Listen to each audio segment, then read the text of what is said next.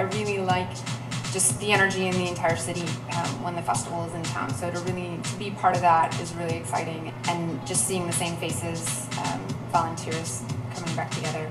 I see them at different venues, or we'll meet up at Midnight Madness screenings at the end of our day and see a film together there. On average, the past 2 years at least, I've probably seen 10 to 15 films during the festival, so I don't get a lot of sleep. It's a worldwide film festival. For me, it's really rewarding just to be a part of something really exciting for the city. And yeah, I like getting free movies, but it's not really the main the main reason.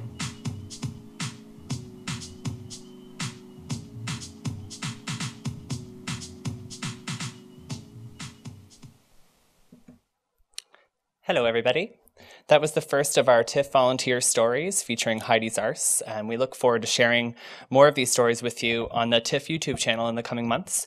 My name is Colin Druin, and I'm the Manager of Volunteer and Intern Resources for TIFF. I'd like to thank you all for coming this evening to join TIFF and Volunteer Toronto in recognizing International Volunteer Day. I'm so happy to have the opportunity to speak with you today about some of the accomplishments of our TIFF volunteers, many of whom are in the cinema this evening.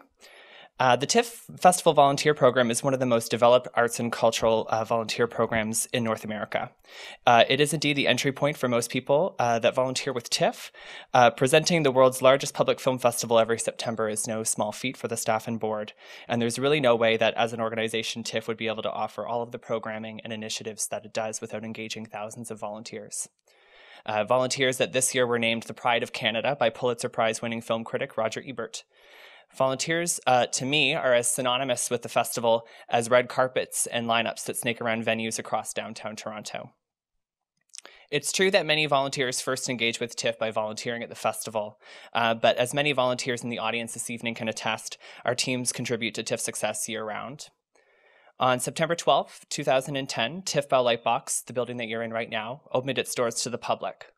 The ribbon that was cut that day by our CEO, Piers Handling, was in fact put in place that very day by volunteers.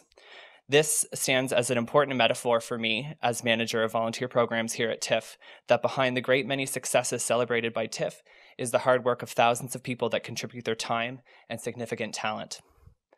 Since the opening of TIFF Bell Lightbox, TIFF's volunteer program has expanded to meet organizational needs year-round. All volunteer programs promote volunteer opportunities that facilitate TIFF's mission to transform the way people see the world through film, engage Toronto's diverse communities with our activities and initiative, as well as provide access to film, education, and a sense of belonging to a community of film lovers. By the end of 2011, volunteers will have supported TIFF by contributing over 85,000 hours of work for the full calendar year, taking on over 200 different roles. Assisting theater staff at TIFF Festival and Sprocket's Toronto International Film Festival for Children and Youth, volunteers play an essential role in the operation of TIFF's major events. However, volunteers are part of daily life at TIFF Bell Lightbox in a very meaningful way. Hundreds of volunteers assist TIFF's cinema management team with the operations of 2 galleries and 5 public cinemas. They work with nearly every department to complete administrative tasks, perform research, and support family and school workshops. Over 2,100 people volunteer their time for TIFF Festival 11, contributing over 63,000 hours of service with a total of 21 departments. Over 160 people volunteered their time for this year's Sprocket's Toronto International Film Festival for Children and Youth, and they contributed over 4,000 hours of service. So these numbers are very impressive, but even more remarkable to me is the quality of work that's performed by these elite teams, often named the best film festival volunteers in the entire world. Our audiences hear this regularly on stage at festival screenings from filmmakers, producers, and actors. Our programming team hears it as they travel all over the world from festival regulars. Toronto film critic Peter Howell actually tweeted from last year's Sundance Film Festival that TIFF co-director Cameron Bailey should bring TIFF volunteers with him to Utah. But I think he might be a little bit biased. I happen to know his son is a volunteer. On any given day at TIFF Bell Lightbox, you'll see anywhere from 2 to 20 volunteers working very hard on all floors of the building. Our front-facing volunteers engage the public in our HSBC gallery on the ground floor and our CIBC Canadian Film Gallery on the 4th floor. In between, we have 5 public cinemas where volunteers work with our cinema management staff to present TIFF's film programs. It's not uncommon to see friendly volunteers such as Oded Aronson greeting you with a smile as you enter a gallery or a cinema. And our volunteer captains provide valuable leadership to larger teams of volunteers. I know it's always comforting for me to see volunteer captain Kathy Lloyd on shift because I can be sure things are going to run very smoothly under her supervision. TIFF's year-round administrative volunteer team works internally with nearly every department to perform administrative and research tasks. And these volunteers don't receive the face time with the public as front-facing volunteers, but this doesn't discount the fact that our news clippings are diligently organized each week by Anne Gallagher, who's a longtime TIFF volunteer and TIFF employee during the festival. The 30 or so other volunteers on this team receive accolades from our staff regularly. So much so that I've actually broken up fights over with whom Donna Brown or Kristen Chung, two of our particularly detail-oriented volunteers, will be working with for the day. Our marketing street team volunteers hit the streets of Toronto to spread the word about TIFF programming and initiatives. You can bet the majority of TIFF materials you see uptown were probably placed there by Debbie Fraser. She's one of our highest performing volunteers, and she holds a place on many teams as well as the hearts of many TIFF staff. Since the opening of TIFF Bell Lightbox, volunteers have become a large part of how students of all ages engage with programming. Throughout the 2010-2011 school year, volunteers supported TIFF's learning department by facilitating school group tours of the Tim Burton and Mary Pickford exhibitions. Volunteer docents guided over 7,700 students from 160 schools through these shows and continue to do so for both our Otherworldly and Grace Kelly exhibitions. These volunteers take extra time to give their tours a personal touch. And I'm very thankful for the hard work of volunteer docents like Sheila Spencer, who attends lectures and does personal research to make sure her tours are as comprehensive as possible. However, tours are just the beginning when it comes to education. Additional volunteers that work with children help facilitate hundreds of other student activities at TIFF Bell Lightbox, such as workshops and lectures, and will continue to do so throughout the school year. It's our partnerships with external organizations like Volunteer Toronto that allow us to engage a broad range of communities in Toronto. Such important relationships are what make our volunteer teams as diverse as the programming we offer at the festival and now year-round at TIFF Bell Lightbox. Something just as important to recognize is the extremely hard work of our volunteer office staff members. Building on previous initiatives that targeted outreach efforts to particular neighborhoods and post-secondary campuses, the department has shifted focus to building lasting relationships with representatives from Toronto's great many cultural communities. This and many other innovations were spearheaded over the past year by Justin Ingraldi, Senior Coordinator of Volunteer and Intern Resources for TIFF. He oversees projects for TIFF Festival, TIFF Kids, formerly Sprockets, and TIFF Bell Lightbox. Justin's knowledge of the organization and its many initiatives perhaps comes from his experience as a TIFF volunteer. It's how he first got involved with TIFF, and it's one of the things that makes him such a valuable asset as a staff member, along with his unending compassion and astounding ability to motivate and inspire others. Although her volunteer experience at the festival led her as a cinema studies student to intern at a film distribution company, eventually Katie Fahimi Manzari came back to TIFF as a seasonal staff member in the volunteer office. After 2 seasons with us working on the TIFF Festival, she is now working full-time as the department's coordinator.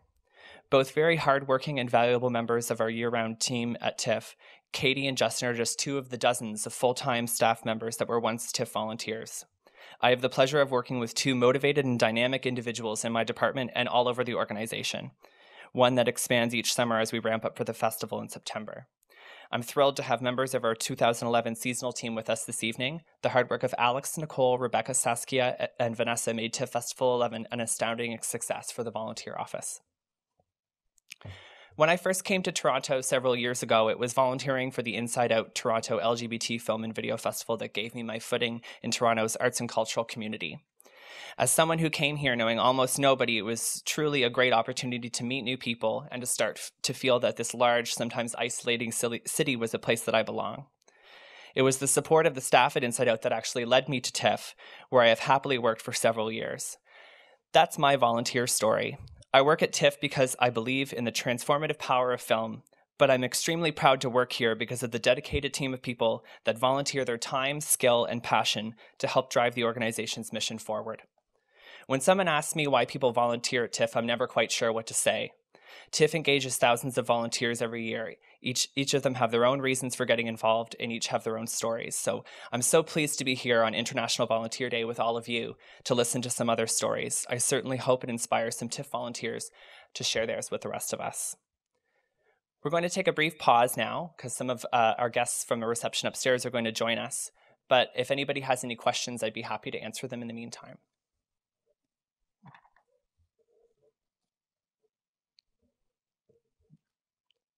And if there's no questions, then we're just going to take a brief pause while we wait for some of our friends to join us. Thank you.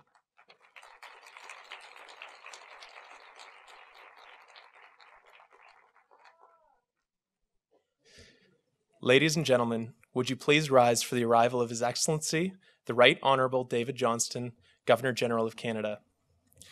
Mesdames et Messieurs, veuillez vous lever, s'il vous plaît, pour l'arrivée de Son Excellence, le très honorable David Johnston, Gouverneur Général du Canada.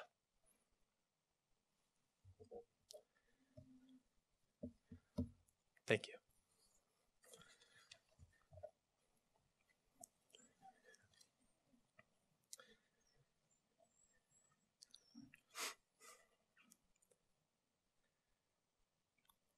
Good evening, Your Excellency, ladies and gentlemen.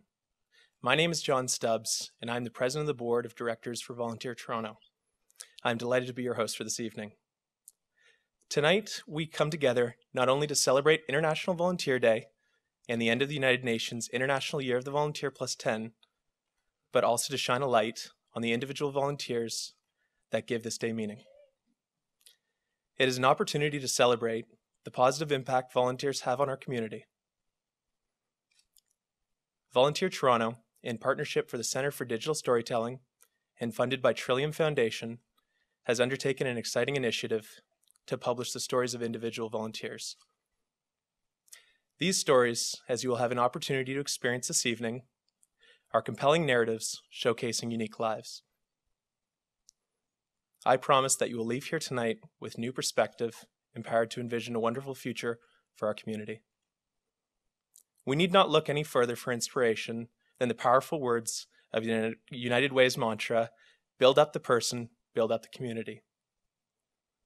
It is with that in mind that each of us at Volunteer Toronto, board and staff alike, endeavor to promote and create meaningful opportunities for volunteerism in Toronto.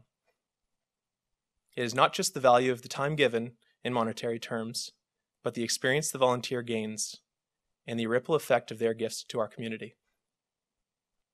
This evening, Shared Time, is a celebration of volunteers. We are deeply grateful for the partnership and support of the Toronto International Film Festival. At this time, I would like to welcome Michelle Mehu, Chief Operating Officer of TIFF. Michelle?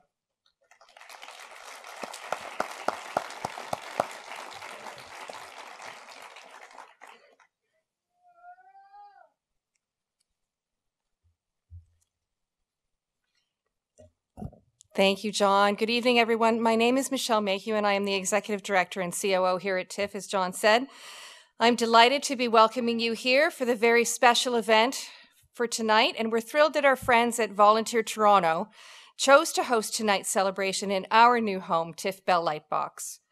Now, even though the building's been open for just over a year, I still am fond of calling it new because it was a dream that was over a decade in the making. And as most of you know, while we are best known for that certain event we hold each and every September, TIFF Bell Lightbox gives us the opportunity to showcase all that TIFF has to offer 365 days a year. As you can appreciate, our ability to provide films, exhibitions like the Grace Kelly Show downstairs, workshops and learning activities for all ages for film lovers takes a lot of work. And while we are exceptionally proud of the 150 full-time and 650 part-time and seasonal staff that help us each and every day bring TIFF programming and offerings to thousands of visitors, it's the nearly 2,500 strong volunteer base that serves as the heart and soul of who we are at TIFF. By the end of 2011, we estimate that our team of friendly, dedicated, knowledgeable, and passionate volunteers will have donated more than 85,000 hours of work at more than 4,000 events. They have served as the true ambassadors for this organization for 36 years, and we couldn't be more proud of their accomplishments, efforts, and commitment to our mission to transform the way people see the world through film.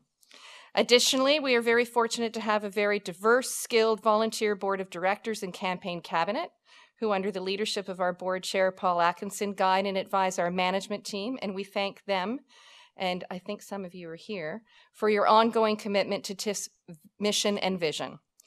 When Volunteer Toronto approached us to potentially partner on this exciting and important event, we felt that it was a perfect match. Volunteer Toronto has been a great resource and friend to TIFF for a number of years, and we are delighted to be playing a part in tonight's celebration, marking the end of the UN International Year of Volunteers +10 and International Volunteer Day.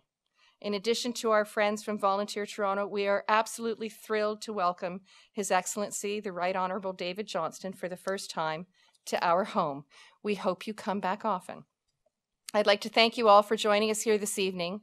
Thank you especially to all of our volunteers who are here this evening. We couldn't do what we do without you day after day. I know we're in for a wonderful program, and please be sure to come back and visit us here at TIFF Bell Lightbox. Thank you and enjoy the evening.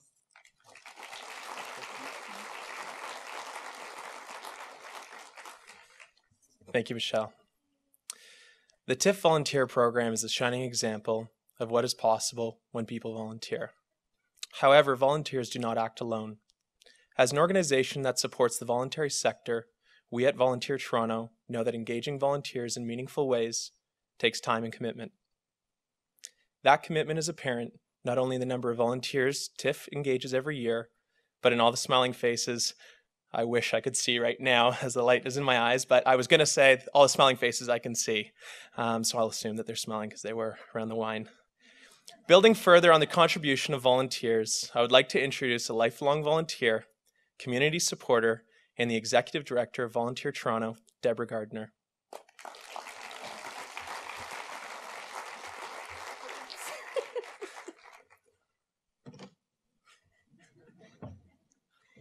They told me I had to stand on this. Anyways, welcome and happy International Volunteer Day. Some of you may not know, but this is the first time that the United Nations has declared a day on the anniversary of a day that was declared before. So today is the 10th anniversary of the International Day of the Volunteer. So we're very happy that you're all here. Thank you. We're celebrating volunteers, but really what we're doing is we're celebrating you. I'd like you to look to someone to your left, and now I'd like you to look to someone to your right. You're looking at a volunteer. Over 1 million people in Toronto volunteer in the past year. They've been in hospital hallways, on sports fields, in the classroom, on a march, and by the bedside of a palliative patient. Lives are impacted every day and every hour by volunteers who give of their time, share their experience, and share their skills. This daily demonstration by ordinary people, people like me, people like you, have an extraordinary cascading impact as we build towards a civil society. It is volunteers that are making the difference. And it makes me very optimistic at this time when volunteerism is facing considerable challenges in Toronto. I know because of the volunteers I see before me that volunteerism will continue to thrive in Toronto, in Ontario, in Canada, and dare I say across the world. I would like to talk to you briefly about Volunteer Toronto. We see ourselves as a connector, connecting people to volunteer opportunities. In fact, if you go on our website on any given day, there are over 10,000 volunteer opportunities posted. So there's always an opportunity for you to commit to your community. We're a convener, bringing people together like tonight, who are of like mind, who want to work together to change the cultural paradigm, to contribute to people being included and counted. We're a catalyst. As an organization, I hope we're seen as a leader of change. But all volunteers are agents of change. We just are fortunate enough to be able to bring people together and work on change in our communities. Tonight is the convergence of those three things. So I hope you enjoy this evening and celebrate with us the work that you do, our friends do, and volunteers across the country. So enjoy tonight.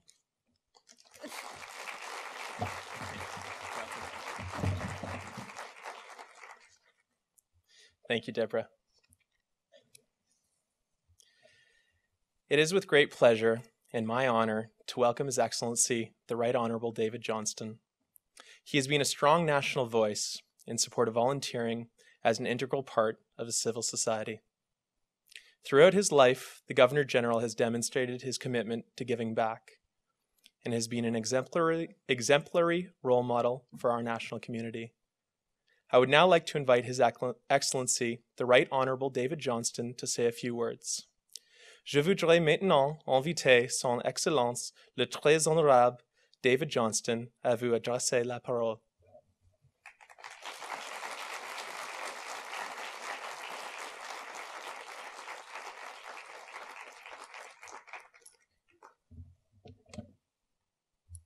Thanks, John. Well, thank you, John. Distinguished guests, volunteers and supporters, c'est vraiment un plaisir pour moi d'être parmi vous ce soir pour ce journée internationale de bienfaisance. We come to this impressive venue on International Volunteer Day, and the venue itself is a wonderful reflection of the power of volunteerism. This great place would not have been built without the power of volunteers.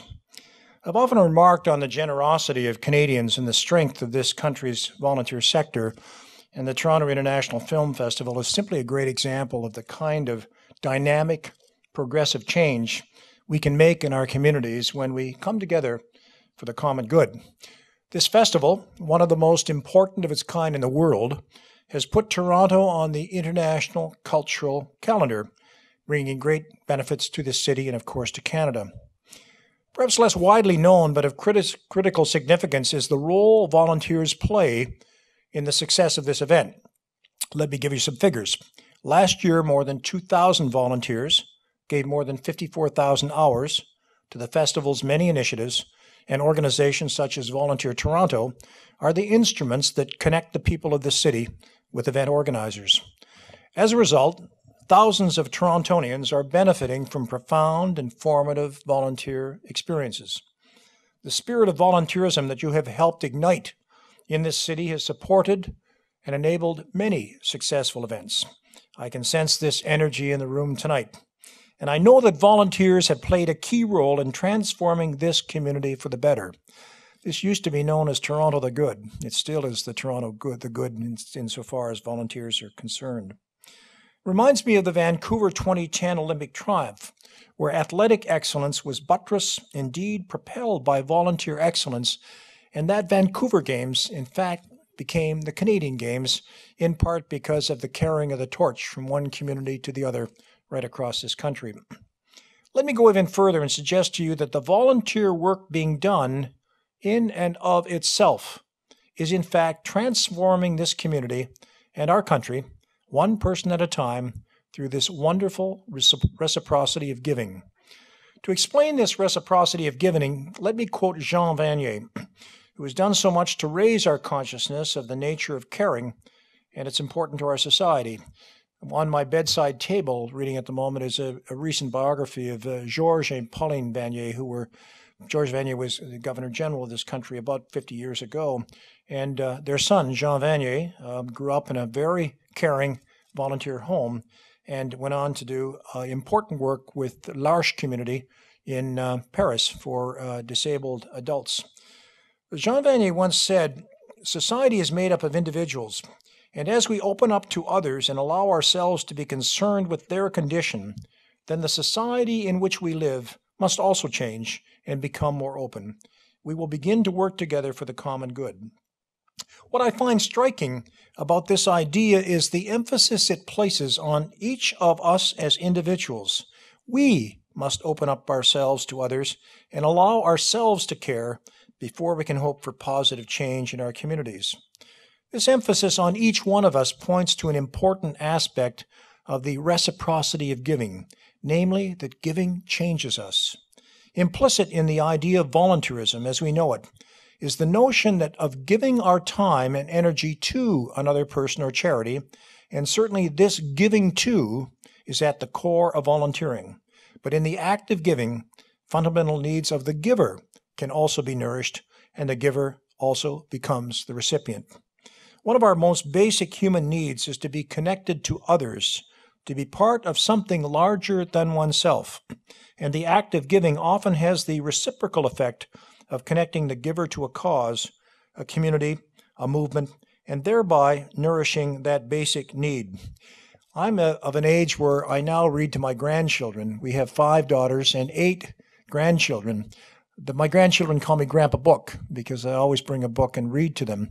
And so I'm now having the wonderful delight of kind of recycling myself. I've read the Narnia stories 5 times, and now I'm on second round reading them 8 times, and they become more alive and more wonderful with each reading. One of our favorites are E.B. White's books, Charlotte's Web. You remember that wonderful book about some pig, and Stuart Little, the little mouse. Well, White, who was also a great editor of The New Yorker, spoke about seeing things whole. And that's what I mean when we talk about one giving to another, that connecting to the other, and ourselves becoming more whole in that connection. I was writing to my brother earlier today. He's a retired high school principal who's doing his post-retirement work as a headmaster of a school in the Caribbean. And he was speaking, writing to me about the Thanksgiving that they celebrated there and how the giving of thanks develops a sense of oneself that is fuller than the very narrow self. It's the same thing with volunteering, to extend oneself to the other by, in a sense, suppressing oneself makes the self whole. That connection makes it whole. There's a great hunger in the world today. It's a thirst for community and for solving problems and a tremendous capacity to do so. Canadians have never been more highly educated, never more well-equipped, and never more ready to make a difference. I've observed this in many travels across Canada during the past year and on international visits such as those I recently made to Southeast Asia last week. There are countless examples of Canadians who are volunteering their time and their talents to worthy causes. Here in Toronto, right in this downtown area, volunteers with Pathways to Education in Regent Park have made a real difference in the lives of young people and their families through education.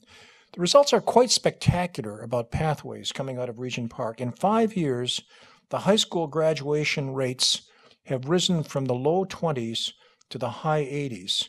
That, my grandchildren would say, that's awesome. Indeed, it is awesome, that kind of leap in a relatively short period of time. In fact, in Ontario, our average high school graduation rate has gone from 68 to 81% over the past 6 years. In itself, a staggering accomplishment, that kind of gradation increase in 6 years. And to see, coming from a situation of graduation rates in the low 20s, above that average in Ontario at 81 is truly startling and wonderfully commendable. Volunteers are also at work in the Arctic, where supporters of Habitat for Humanity in Iqaluit are building affordable housing in their spare time. I was on the building site just a few moments ago. And when I think of the challenges that we're facing, as we see on the daily news, like at Awapiskat in Northern Ontario, I'm so conscious of the importance that a movement like Habitat for Humanity could be in house building, just as barn raising was so important in an earlier stage in our history. Yet despite our successes, it would be disingenuous to deny that the incredible reserves of energy, talent, and goodwill of many Canadians, and indeed of many people around the world, are often frustrated or underused. There may be numerous reasons for this, but one of the most significant is that many people today feel overwhelmed by globalization and by the growing complexity of our world and the smallness of each of us in that very confusing, very complex, very comprehensive set of forces beyond us. A new United Nations report speaks to this very matter. As we know, today is the celebration of International Volunteer Day, but it also marks a significant moment in the global volunteerism movement. In commemoration of the 10th anniversary of the International Year of Volunteers, the United Nations is today releasing the first ever State of the World's Volunteerism Report, which makes the case for volunteerism as essential to the sustainable and equitable progress of communities and nations worldwide. One of the key insights of this report relates to the concept of human development, which at its core is about expanding the choices available to people so that they may lead lives that they value. But as the authors of the report point out, globalization is rapidly transforming cultural and social norms, bringing benefits to some, but exclusion and marginalization to others. Many people feel loss of control over their lives. This statement reminds me of the findings of another recent report This one by the Vancouver Foundation, a nonprofit which directs crucial funding to charities and causes across British Columbia. In fact, the Vancouver Foundation is responsible for an endowment of $3.1 billion. In a survey intended to gauge the most pressing social issues in British Columbia today, members of the foundation were surprised to learn, and guess what it is? They were surprised to learn that the sense of isolation people felt living in central Vancouver was identified as the number one concern. Not homelessness, not poverty, not the cost of living, not health care, but isolation, the sense of being disconnected from one's neighbors and fellow citizens, to be lonely. And surely Vancouver is not the only city where this sense of isolation, this loneliness exists. Taken together, I think these findings point us toward a significant challenge and an equally important opportunity. As the new UN report points out, volunteerism is one way for people to engage in the life of their communities and societies. In doing so, they acquire a sense of belonging and inclusion, and they are able to influence the direction of their lives.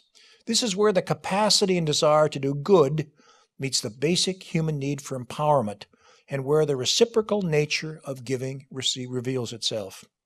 Cet automne, à l'occasion du premier anniversaire de mon installation comme gouverneur général, j'ai prononcé un discours devant les membres du Canadian Club de Vancouver, au cours duquel j'ai exposé 10 défis qui devront relever le secteur de la philanthropie et de la bienfaisance.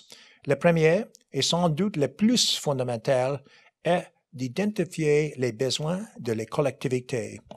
Comme nous l'avons vu, l'une des lacunes de nos collectivités, de plus en plus urbanisées, est l'esprit communautaire et tous les avantages qui découlent d'un sentiment d'appartenance et d'accomplissement. En travaillant main dans la main, nous pouvons nous transformer positivement ainsi que nos collectivités. It's as simple as that lovely book that we read some years ago, All You Need to Know, you've learned in kindergarten, and one of the maxims is you walk hand in hand when you cross a street, especially a dangerous one. As the late writer and activist June Callwood, again, who did so much of her work just within a 5 or 10 kilometer radius of this very place, once said, "Great consideration for another, that's what's going to save the world." Or what one of my friends said on his retirement, "Be kind to one another and then be gentle on yourself." There's nothing abstract about Jane Callwood's statement. Through caring for each other and for the communities in which we live, we regain a sense of ourselves as citizens, as the makers of our destiny. People often ask me why I believe volunteerism is so important to society, and I say, just look at the results. From the beginning, giving has been central to our survival in this land. The early settlers of Canada fully understood the extent of their dependence upon one another. Samuel de Champlain, our first Governor-General in all but name, said that the settlement of Port Royal would not have survived its first winter in 1605 were it not for the generous help of the local First Nations. They helped to feed the starving settlers. They brought them fresh meat, and they also brought them a form of tea made from spruce needles, which in fact countered scurvy, which would have decimated the entire community in its first year. In time, wave upon wave of immigrants would arrive, working together and relying upon one another in the hopes of a better life for their children. And we became a nation of barn raisers, neighbors helping neighbors. I come from Waterloo County. My wife and I live on a farm just on the edge of Heidelberg. I have a lot of fun with my German friends by saying we live close to Heidelberg, and if you go down the road, you reach Bamberg, and if you go a little further, you reach New Baden, and if you're lucky, you get to New Hamburg, and 100 years ago, our capital city was called Berlin. But my neighbors are all Mennonites, 100-acre farms, horse and buggy people, and they're absolutely wonderful neighbors, and they brought with them in 1800, when they came to this unsettled land, the notion of barn raising. When a new person came to the community, the first thing they did is they all got together to build the barn for that person so that they could be established and begin to have a sense of place. My wife runs a stable operation at our farm with 35 horses boarded there. It's very difficult to break even One day, she was reassessing the buildings on the farm because our insurance premiums had gone up, and she was looking for a way to constrain this increased cost. And Edgar, our neighbor Mennonite who farms our farm, was there in his tractor, and she said to Edgar, what, I put a value of $25,000 on this drive shed. Do you think that's reasonable, or could it be less? And he says, well, why do you have a value on it? She says, well, I have to value it for insurance purposes. He says, why do you have insurance on it? She said, well, Edgar, I have insurance on it because if it burned down, I'd have to rebuild it, and it would cost whatever. He said, if it burned down, we'd rebuild it. We'd come and help you raise your barn. And then he said, well, maybe you better put a little value on it because we would bring secondhand materials, which would cost next to nothing, but probably the asphalt shingles all would have been built. They'd have to be purchased new. So put $2,000 on it, and that would purchase the shingles, and the rest we would do ourselves. In fact, that barn raising metaphor is part of Waterloo County today.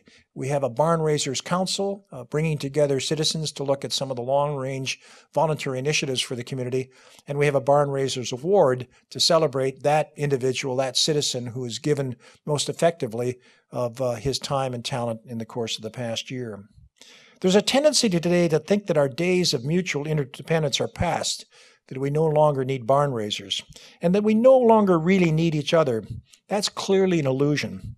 After all, Champlain also understood the importance of fostering a sense of community in Port Royal, establishing the order of good cheer purely as a means of encouraging goodwill in society in those early days.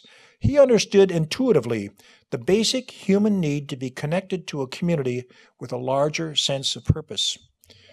Nos conditions de vie actuelles ont évidemment changé en 400 ans, mais je crois que nous avons toujours autant besoin les uns des autres. I've been so fortunate throughout my own life to have been touched time and time again by acts of caring and generosity that have allowed me to grow and develop as an individual, and I see it in my children and my grandchildren. And I'm equally aware that I and my family have a duty to give back, to answer the call to service by endeavoring to help others. Well, let me end these remarks by saying, if you remember nothing else of what I say this evening, please remember these 6 words. Thank you for what you do. And if you have room for a little more, add 2 more every day. Thank you for what you do every day, because this spirit of volunteerism and caring not only lifts our own community, but establishes a culture of caring right across the country. My installation address was entitled A Smart and Caring Nation, A Call to Service, and it had 3 pillars: the family and children, learning and innovation, and philanthropy and volunteerism. I want to thank the many volunteers who've given so much of their time, talent, and energy to this great community, Toronto. And I want to thank the supporters and organizers of Volunteer Toronto for all your efforts day in, day out. By promoting volunteerism and connecting people with the opportunity to give of themselves, you're acting as a catalyst for an even greater change in our society. The change is needed, and it is possible. Let me leave you with my 2 favorite lines from George Bernard Shaw. This little couplet goes this way: some people see things as they are and wonder why. We dream of things that ought to be and ask, why not? Merci.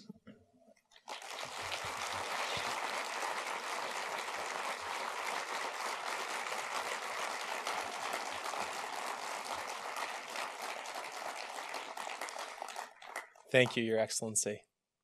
I would now like to introduce Jessica Reynolds, Director of Communications at Volunteer Toronto, and Joe Lambert, the founder and executive director of the Centre for Digital Storytelling, to highlight the digital stories we'll be seeing in a few moments in the Shared Time Initiative.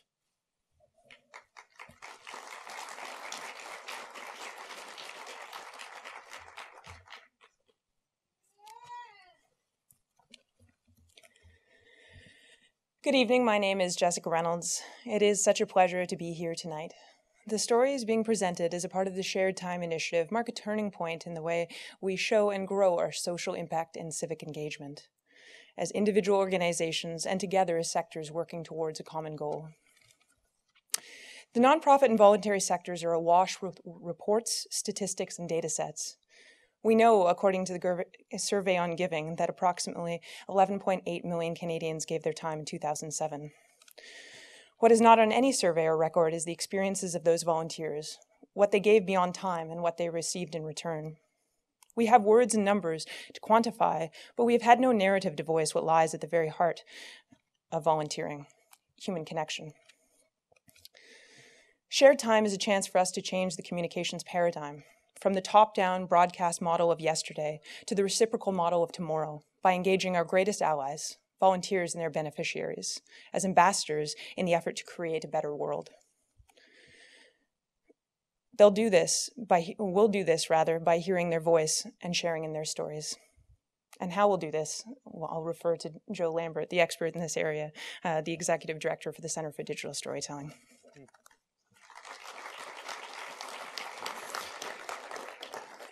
I was taught long ago not to stand between people and dinner or lunch. This is standing between you and dessert. These sweet little morsels of stories come out of the hearts of a group of volunteers that work in this community, and it's a way for the soul of their commitment to manifest in very short stories. What's important for you to know in this beautiful theater, in this wonderful context, is that these stories are made by total amateurs, right? And the concept of amateurs to do it from love, and they did. They did it in workshops that lasted 3 very intense days. Many of them didn't arrive self-describing as storytellers, but I guarantee you on the other side of this process, they became storytellers. We hope that you enjoy these stories and see them as what they are, as elegant first steps into 21st century literacies of telling a story on the screens that we've been talked to for 100 years and that we're finally able to talk back. So with that said, the digital stories.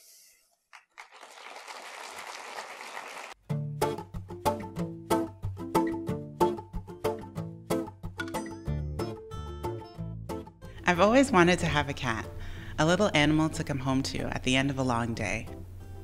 Another heartbeat in the house. But I'm not ready for the 15-year commitment. And then a few years ago, I came across an ad for Annex Cat Rescue. Volunteer foster homes were needed for rescued street cats. Now this sounded exactly like what I wanted, the opportunity to live with cats on a short-term basis. And the ad included the magic words, "No experience necessary." So I contacted Annex Cat Rescue and signed up right away. Over the years, I've cared for several different cats. Baxter was my first foster cat, and he is a sweetheart. He would greet me at the door when I arrived home from work every day and would take every opportunity to sit near to receive love.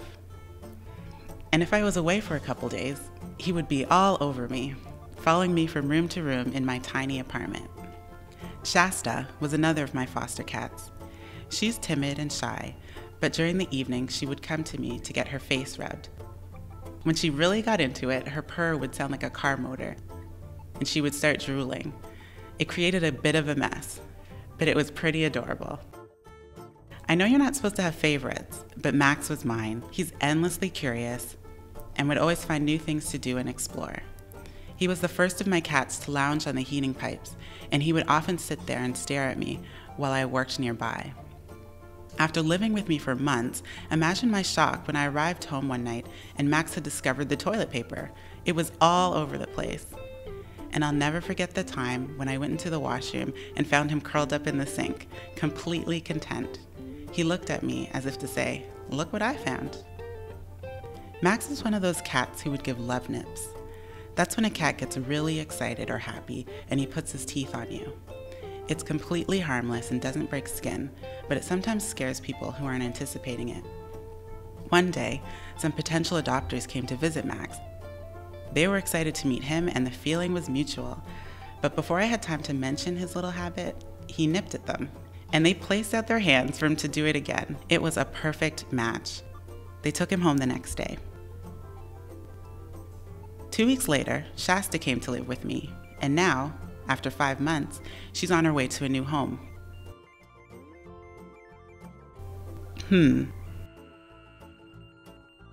I wonder which cat I'll have 15 years from now.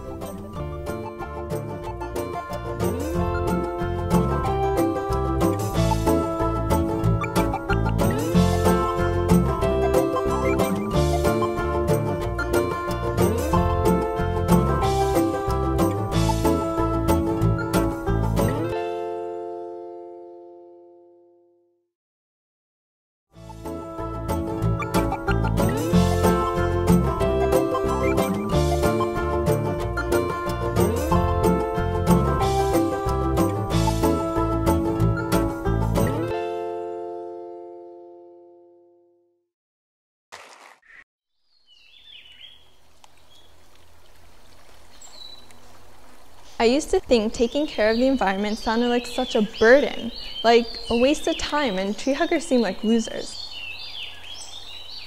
Last summer, I went to Hawaii with my family. There are absolutely no words to describe the beauty of it. It was perfect. We passed something, and at first I didn't realize what it was. I looked back and saw this big black thing contrasting against the green and blue that surrounded it, spilling heavy black smoke into the sky. It was a smokestack. It was so out of place. Something snapped. I was disappointed and embarrassed, but nobody had noticed. I decided not to say anything. But I did realize that I needed to change something. It took me a while to figure out what to do. I was scared and still in high school, a place where you do not want to be different. A year later, I was driving in Toronto and saw the sign. I went home and Googled it. Then I started volunteering at Evergreen. I'd found a place where you didn't have to scrape everything from your life and start over again, but somewhere where you can use what you have, what you've been given, and what's already here to move forward, where you can build the future on the pillars of the past. I'd found a piece of paradise in the middle of the city. The conversations I have with people here give me inspiration to help them move towards the perfect world. There's a lot of things that inspire me. The adults who are willing to continue to learn, the elderly who tell me stories about working at the brick factory, that we respect their past and we will never forget. The teenagers who come looking for something new and edgy, that by combining a little bit of art, culture, history, and environment, you can achieve the exact same thing as a tree hugger. And most of all, the children who run up to me with these huge smiles on their faces and say something simple like, "This place is awesome." I volunteer because I want them to never feel what I felt in Hawaii, to know that a new kind of paradise is possible. We can renew what we have lost, recycle the past, and reuse what we have for a great future.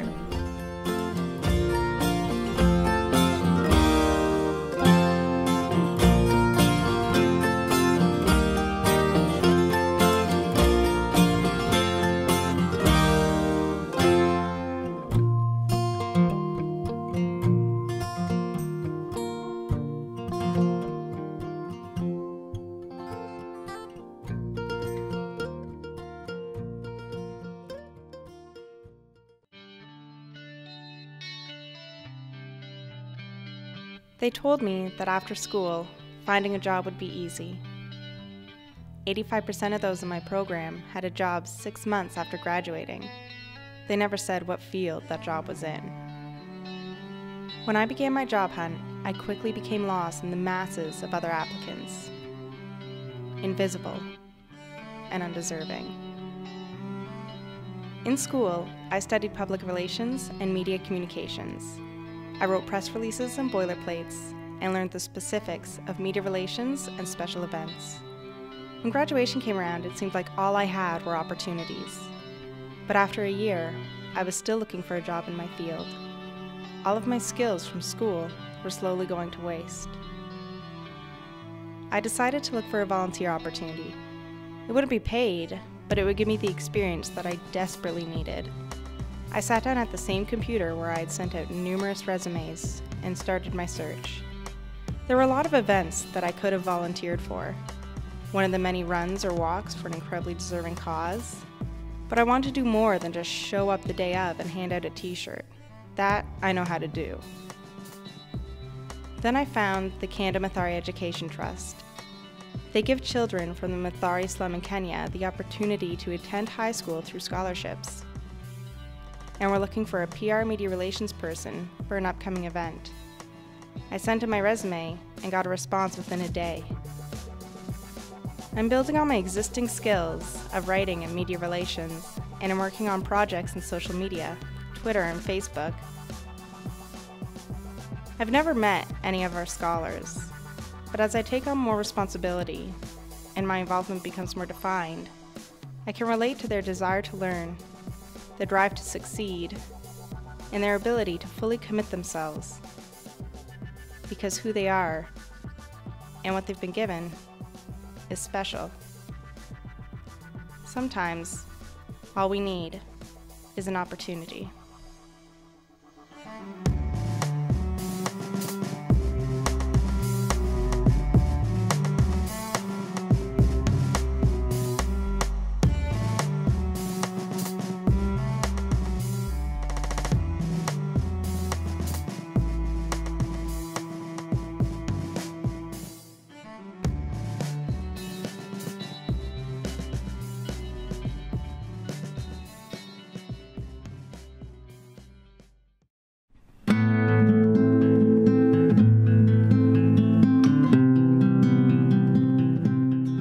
The other day, I was thinking about Carlos.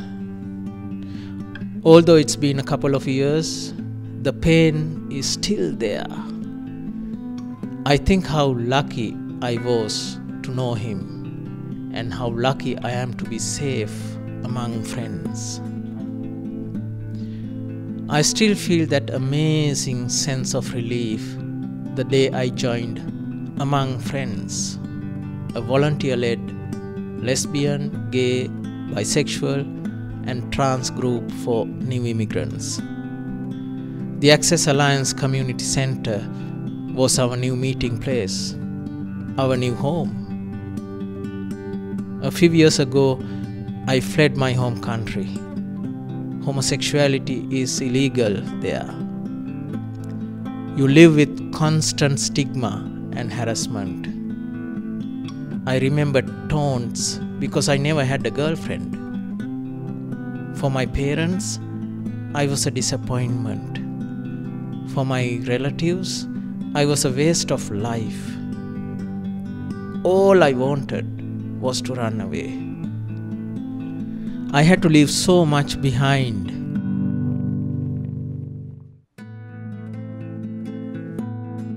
Coming to Canada, it felt like being born again. But I did not want to mix with people of my own community in Toronto, as I feared they would notice me. I felt stranded in an unknown world. At the Among Friends gatherings, we shared our stories. There was a sense of relief. We had all been confronted with different sets of challenges.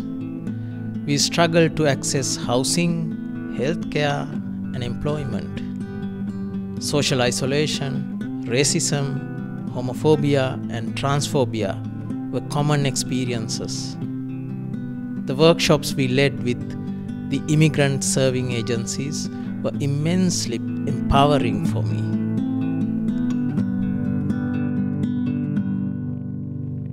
We lost Carlos while we were busy with our volunteer work. He was deported. We could not do anything to retain him. I could only hope that he would be safe. One cold winter evening, we bade each other farewell.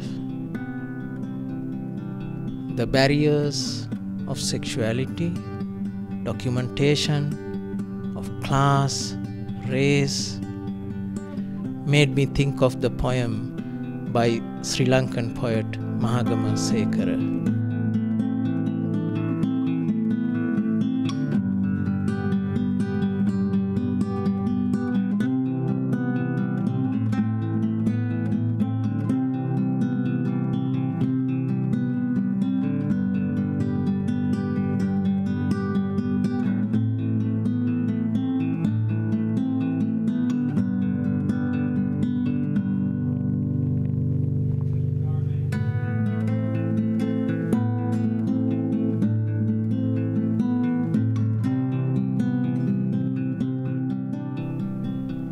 As Carlos disappeared into his darkness, I suddenly found the meaning of Among Friends.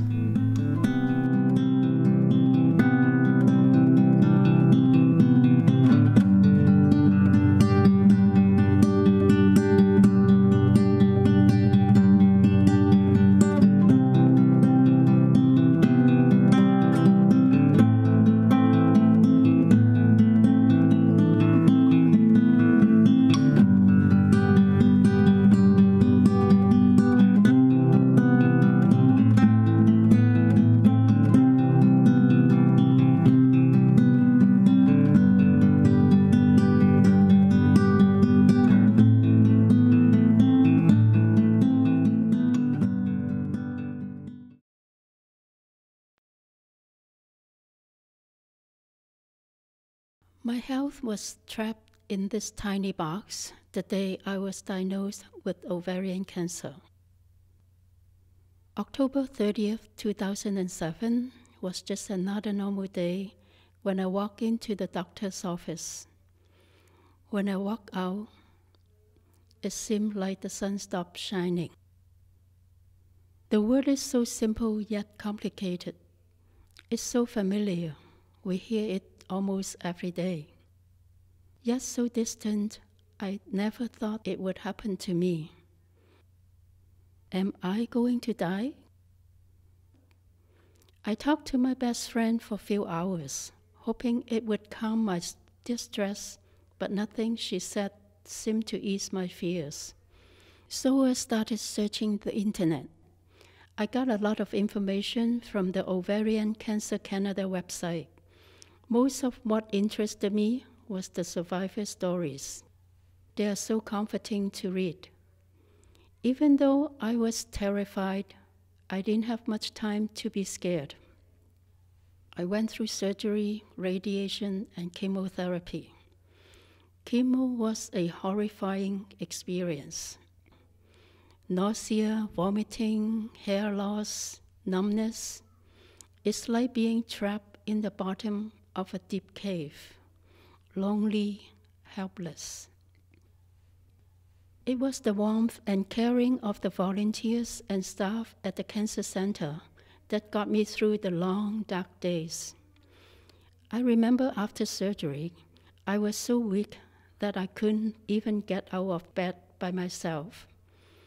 The side effects were so bad, I had to stay home almost all the time. Now I am recovered. I try to go out every day. A short walk around to the supermarket, the mall, the park. To me, going out means I have energy, I have life. The fresh air, the crowd, the traffic, it makes life real. Going out means I'm connected to people and the world. And now I am volunteering. I share my stories so people would be aware of the signs and symptoms of ovarian cancer. I share my journey to let people know we are not alone. There's hope and help even if you have cancer.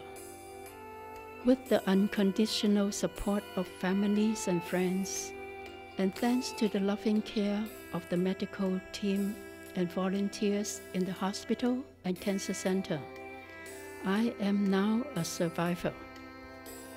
I just keep going, living as fully as I can, every day, taking it slow, one day at a time.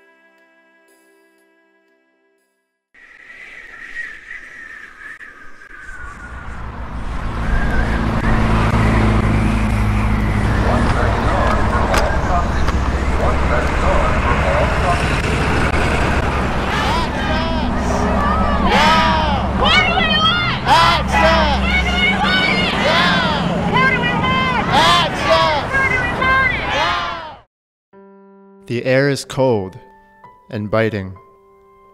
With the wind chill, it feels like -30. It's the kind of cold that there is little defending against.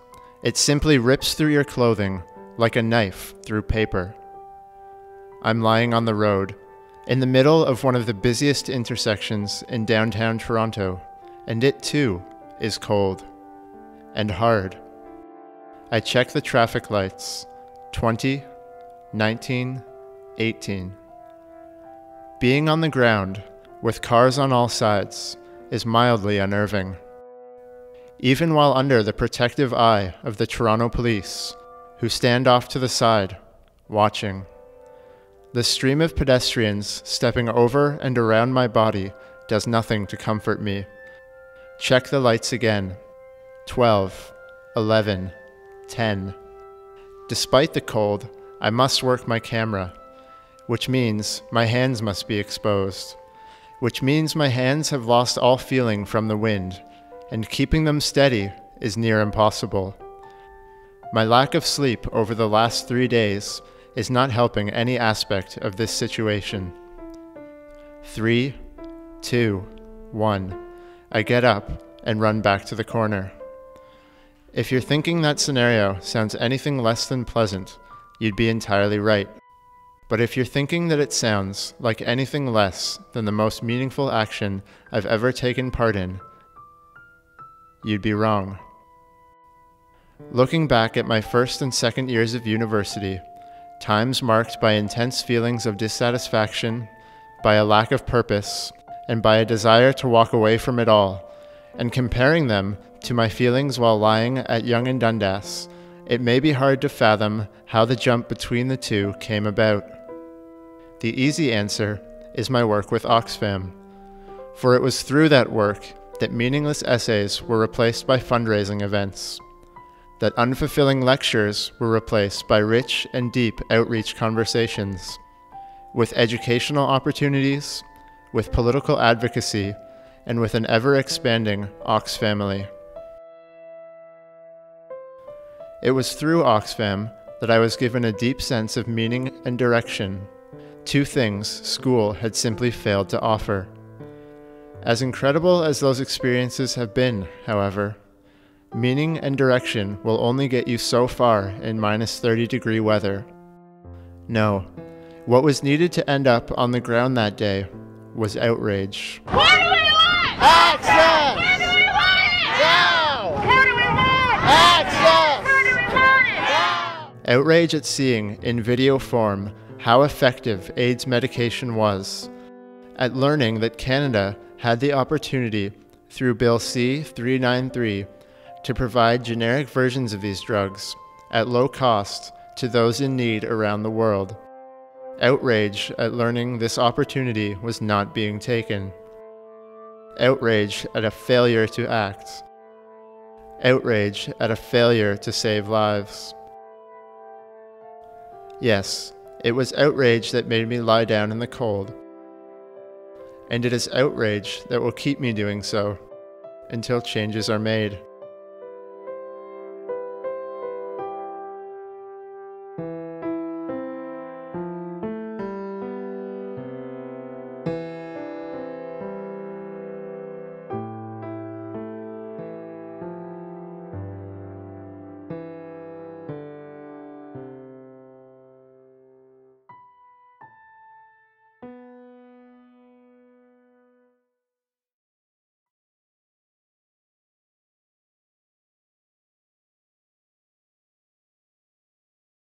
I know what you're thinking. You're right, and I'm not mad. Another failed rapper who grew older and had to drop the mic and pick up boxes, break my back, and that's cool. I'm not embarrassed of that. You see, I never had dreams of cars, cash, platinum plaques. Instead, I wanted to lead the kids who followed my same path. Guns, drugs, violence, yes, all of that. It's an option for us in school, like English, history, math. Because our English is broken, history shows mathematically we fail. Hit the bottle or hit the lotto, a jump shot or jail.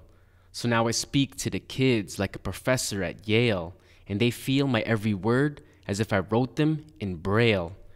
Week to week, I speak to the kids at Rexdale, and they get me 'cause I get them. I understand, we both feel. You see, outside, I'm just another guy, a small fish on a scale. But inside here, you're on the outside, and in this pond, I'm a whale. Colossal, confident, every second getting stronger. At Pathways, I'm at home. They are the torch, I'm just the lighter. Brighter they shine, I win when they walk the straight line. If not, I'll make sure they're never left behind. You see, I'm sort of like an artist. Pathway Jamestown is my canvas. We paint a beautiful picture. Deep down, I'm proud. I'll be honest. I'm happy, not satisfied, because there's so much work to do still. Around here, gangs grow faster than trees, and the roots go uphill. So I cry when I hear another thug gets killed, 'cause that could have been a tree with fruits, instead cut down to make another bill. Damn. A role model? Me. No. Labels don't concern me. Instead, I try to get them to a point of a fruitful journey. I remember walking in, first day, every kid trying to learn me. Because I had the smarts, no book could ever turn me. 2, it's true, life lessons I've been through. Not a blueprint, but an example of maybe what to do. It's their choice, their path. I'll guide, not craft. I'll listen, we laugh. One day, they will give it back. To others like them, they play me. We are friends. They never look up to me. I'm on the same level as them. I'm not a volunteer. I'm just spending my time wisely. And the reward of giving that gives is more than enough. Understand me? So I know what you're thinking. You're right. And I'm not mad. You see, all this came about after I failed at rap.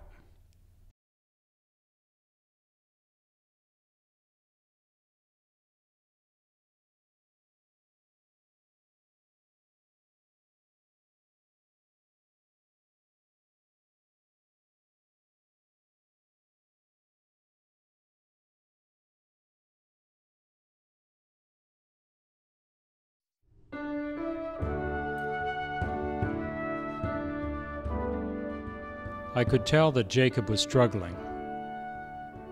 It showed in his face and in his body language. He had started our weekly conversation in English, carefully searching for the words, telling me about his parents and his youth. Suddenly, he spoke in Yiddish, his native language, but one which I don't understand. I could see that he was unaware of the change, so I said, "Wait, Jacob, you're speaking Yiddish. Please try again." But Jacob couldn't. Jacob has aphasia, the result of a stroke. The aphasia had once again hidden away the English he'd learned after immigrating to Canada some 40 years ago. And now, with his ability to communicate impaired, he had become isolated from his English-speaking friends and family. So we carried on in Yiddish, Jacob describing his long, hard journey, at times steps ahead of the Nazis. Me trying to follow him, using every conversation tool at my disposal, including much guesswork. Well, we laughed at my failed guesses and celebrated each success. 4 years ago, I was tired. I had worked hard for many years. I was approaching retirement. Well, I prefer the word redirection, with no thought of the end of a journey or leisure activities or leisure suits. I knew that my career alone did not define who I was, but I was sort of lost as to what to do next. So I started Googling volunteer opportunities. Volunteering had always been an important part of my life, in choirs, church committees, and amateur musical theater. But there were so many opportunities. Which one would be the right fit? Weeks later, nothing still felt quite right. Then a friend recommended the Aphasia Institute in Toronto. From the initial interview with staff to my first nervous solo conversation, I felt challenged and useful. I knew that I had found my place. Back in Jacob's dining room, our conversation time is over, and I'm gathering my supplies. I am drained, yet at the same time unbelievably energized.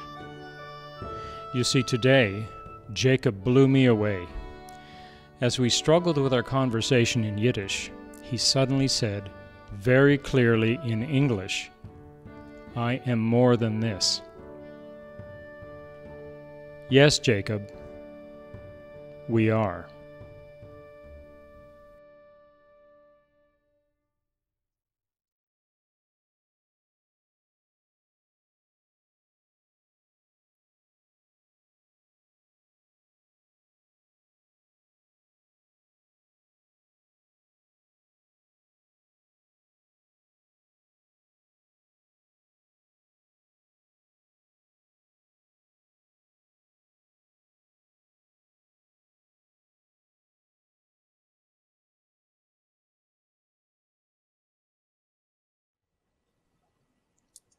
Well,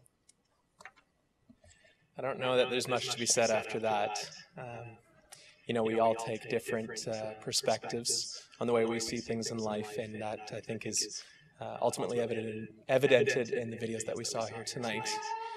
So I just wanted to thank you all very much for coming and supporting our initiative.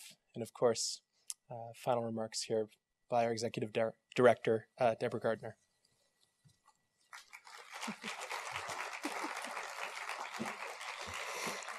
First of all, I would like to thank the storytellers for sharing their stories with us, and join me again.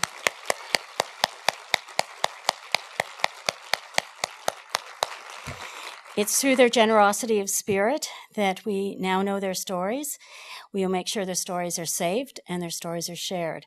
Our goal is to be able to have stories all across the city about people who are volunteering. People like you and me who are doing extraordinary things every day simply by being connected with their communities. I would like to take the opportunity, though, to thank people at this gathering. First of all, to thank the Trillium Foundation of Ontario, which has made this project possible for a 3-year grant. And I would also like to thank the people who made this evening possible: TIFF, PricewaterhouseCoopers, and in particular James Temple, who was our advocate around this and a champion of volunteerism in the corporate sector, and Apex. I would be remiss if I didn't thank my very committed board of directors who volunteer numerous hours, not just to Volunteer Toronto, but to other organizations throughout the community. So thank you to my board. And as you know, in any event like this, there's lots done behind the scenes.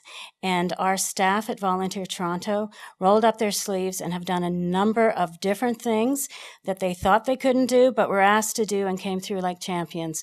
So I would like to acknowledge their efforts and their commitment, not just to this evening, but to the idea of volunteerism, to civic engagement, which is a part of their day every day. Thank you. So as we've seen these stories, it makes me think of a quote by Margaret Mead, an anthropologist that many of you are probably familiar with. And she said that a small group of committed individuals can change the world. Indeed, it is the only way it has changed. So I would like to challenge you as committed individuals to think about what you've seen today and heard today, and perhaps tomorrow morning when you get up, think about how you might want to change your corner of the world, so that you may begin or perhaps continue your volunteer story. Thank you for sharing International Volunteer Day with us, and have a good evening.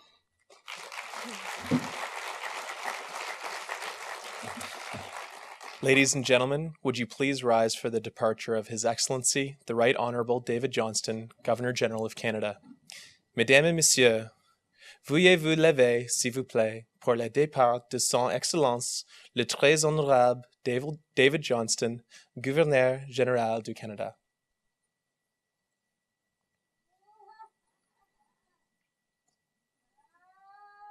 Thank you, everybody.